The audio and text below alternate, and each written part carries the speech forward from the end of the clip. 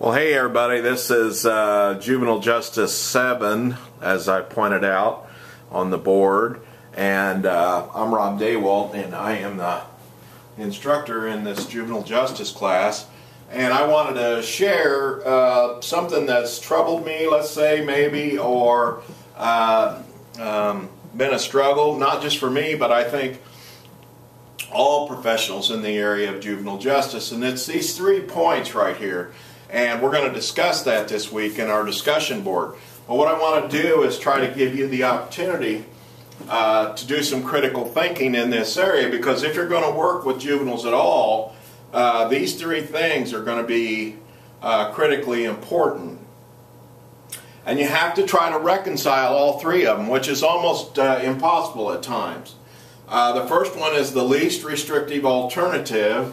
And what we're really looking at like that is, if we're going to really be involved in rehabilitation, are we talking about outside placement, outside the home? Are we talking about probation?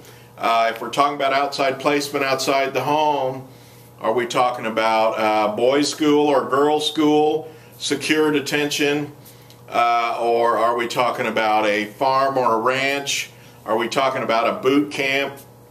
Just what are we talking about as the least restrictive alternative? And let's break it down a little bit. What do we mean by least restrictive alternative? Restrictive. Try to find a definition for that word and share it in our discussion.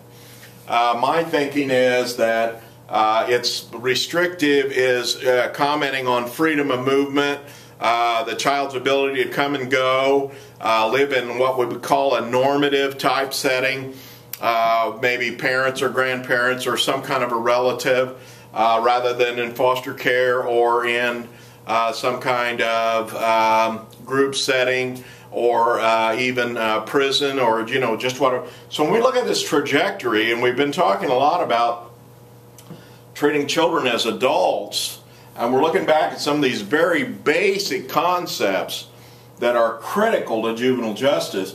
How could we ever send a child to an adult prison? Because that is for sure not the least restrictive alternative. And so that's a basic conflict that we have here. And then the other prevailing thing always is the best interest of the child. Always, everything we do in juvenile court is supposed to be based on the best interests of the child. And so that brings up a question: is there ever a time when the least restrictive alternative is in conflict with the best interests of the child? What are the best interests of the child? Shouldn't the child be in a safe, secure, learning environment, healthy environment where all their needs are being met? Roof over their head, warm clothes, 3 square meals a day, and an education. I mean, these are critical elements to a child's upbringing, right? But if they're not getting that at home in their normative, least restrictive alternative, then here's our first conflict. We're not talking about adult punishment here, but we're talking about, what if the child's in an abusive home? What if the child's in a neglectful home? Maybe the child resorted to shoplifting, for example, because the child was hungry. These are different kinds of issues that we see that come up all the time in all those years that I worked in the juvenile system. So it's a tough situation sometimes. Both of these are compelling rules. The most important rule is best interest of the child, according to most of the juvenile justice experts that I've ever seen, or authors, or reports that have been done. So best interest of the child probably trumps least restrictive alternative if the least restrictive alternative isn't safe for the child. See how that works? Critical thinking here. And then, of course, third, and probably least important as far as the juvenile justice system, being that it is supposed to be rehabilitative, is the best interest of society. Best interest of society. So if a child really is a danger to himself or others, then the least restrictive alternative isn't going to work. So we have to start looking at some of these other options. So there's different centers that we need to look at with a child more so than with adults. You know, is that child in a healthy family situation? Is the child in a unsafe family situation? You know, you've got to look behind these delinquent acts and find out just why the child is acting the way the child is sometimes. So it can be very difficult. I mean, your group that would be centered around the interests of society would be the, you know, vindictive hang 'em high type group that that still may believe that there's just this great huge number of violent juveniles out there, when in fact if they would read the literature, violence among juveniles has actually dropped precipitously.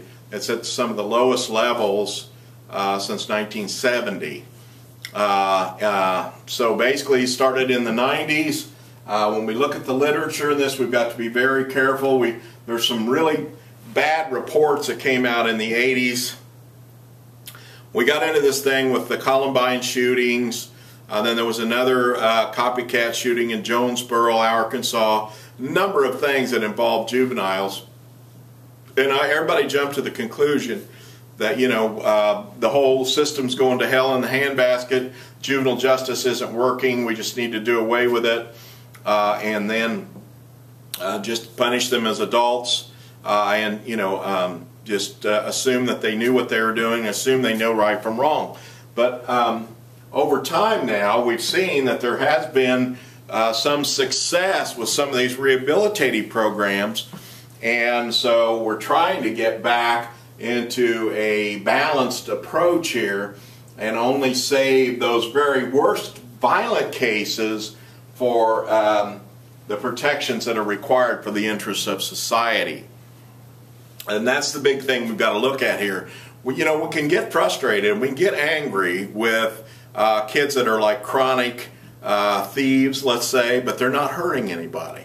And so we need to figure out to take a different approach. One of the most prolific type of criminals looking at adults are property criminals. That is thieves, basically. And so they're not really hurting anybody. They just feel like their philosophy is Robin Hood or something like that, you know. I'm poor, so Robin Hood stole from the rich, gave to the poor, so I'm going to do that too. And that just doesn't really work in terms of a lifelong skill. And the problem that you get into with that is eventually, you know, you're going to find yourself locked up a lot of the time. So what we've got to figure out here is a way to balance all these things. And I would say that the balancing act is more complicated for you know, children that are like unruly or runaways. Why are they running away? Are they being molested by their dad? You know, just why is this? So we've got to look at that. Or, you know, are they petty thieves because they're hungry? You know, what's going on here? You've got to dig into this. It's not just a black and white, well, he stole, he goes to detention. You know what I'm saying? There's more to it. So you've got to try to look at this. And like I said, try to prioritize the offenses. So only the most violent would fit into this third category, and most of the others can be balanced out between the best interest of the child and the least restrictive alternative. Actually, the discussion this week is on least restrictive, so I made that number 1. But in life, probably I would put it like this, because the most of the time what I'd be looking at is best interest of the child. Most of the time is going to be that child's going to go home with mom and dad and hopefully learn a lesson. May have to go to some classes, may have to be on probation for a period of time. I'll tell you, we had great success way back in the day when we made these kids go in the garden and hoe weeds all day long. That was really good for them. Plus it was a community garden, and so the mentally ill in the hospitals or the poor or the jail, or wherever, they benefited from all these vegetables that we grew. I mean, we grew acres and acres of vegetables and had kids out there hoeing all summer. So that was an idea of an old friend of mine. His name was Ernie Dalton. He's a chief probation officer for many years. And I think it was a great idea. I mean, just get them busy and get them sweating, and then they're going to learn maybe a lesson that'll live with them for the rest of their life. And in that form of community service, they can take some pride, because you can say, you know, you helped us to feed the elderly. What you did was important. So there's just so much value in that community service that we can engage kids in, much more so than saying, well, you've got to go sit in this little 4x8 cell for days and weeks and years just to learn your lesson.